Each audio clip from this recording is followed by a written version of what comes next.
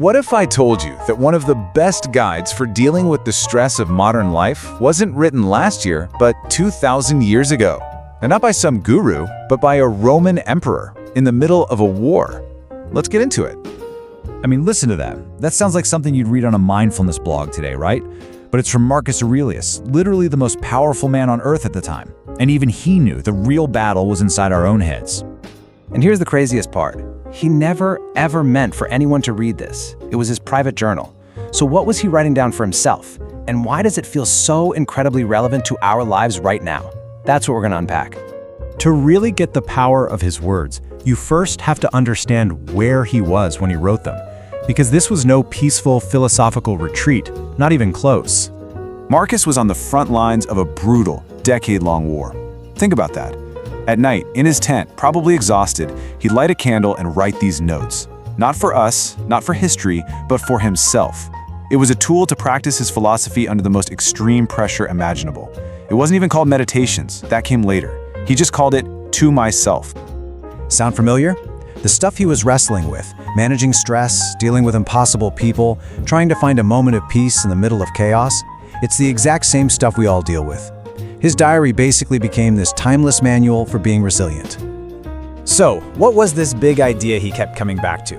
Well, you can think of it as a kind of mental operating system. A simple but really profound framework for your mind. This is it. This is the heart of Stoicism, the dichotomy of control.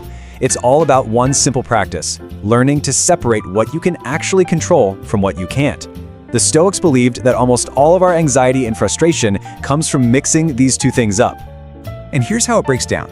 In one column, you have what's in your power, how you judge a situation, your goals, and how you choose to respond. That's your domain. In the other column, basically everything else. What people think of you, whether you get sick, the weather. You can influence these things, sure, but you can't control them. Marcus just nails it here. This isn't about giving up. It's about being strategic. It's about not wasting your precious energy and focus on battles you were never going to win anyway. Your real power is over your own mind. Okay, so the Stoics didn't just talk about this stuff. They were incredibly practical. They developed these specific mental exercises. You can honestly think of them as ancient mind hacks to build up their mental toughness. All right, the first one is a total game changer. It's called the premeditation of adversity. And I know, it sounds super negative, right? But it's not about worrying, it's about preparing. Here's how it works. You imagine something going wrong in the future. Your big presentation bombs. You get into an argument. Then you mentally walk through how you'll handle it calmly and with courage. By doing this, you rob the event of its power to shock you.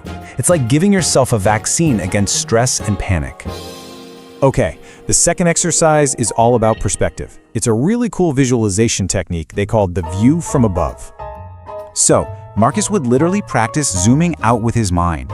He'd picture himself on the battlefield, then zoom out to see the whole planet, then the solar system, all of it floating in the vastness of space. And from that cosmic view, how big is that email that's stressing you out?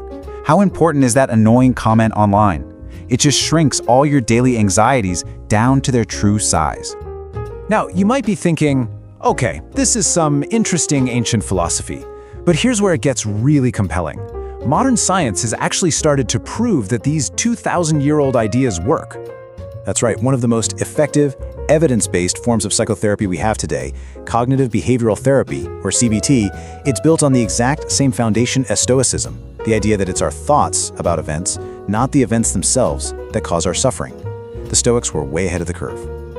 And this isn't just a historical connection. For the last 10 years, a group of academics has been running this massive global experiment called Stoic Week. Thousands of people sign up to try and live like a Stoic for 7 days, using this handbook as their guide. And of course, they tracked the data. They had people fill out psychological surveys before and after the week. So what happened? Well, the results were pretty remarkable. Just look at these numbers. After just 1 week of practicing these simple exercises, people reported, on average, a 13% drop in anger, a 12% boost in feelings of joy, and, get this, a 14% increase in their overall life satisfaction.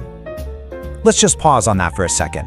A 14% jump in how satisfied you are with your life in 1 week. If that's not proof that this ancient operating system still works, I don't know what is. But we have to clear up one major misconception. Because when most people hear the word Stoic, they picture someone who's totally emotionless, like a robot, cold, indifferent. And that's just completely wrong. The goal was never to repress your feelings. It was to transform destructive emotions like rage or panic into something more rational and useful. It wasn't about being a cold fish. They wrote extensively about love and friendship, and it definitely wasn't about just passively accepting your fate. It was about taking bold, courageous action on the things you can control. This just says it perfectly. A Stoic's calm doesn't come from not caring. It comes from being incredibly focused. It's a kind of superpower that you earn through constant training, learning to tune out the noise and lock in on what's truly important.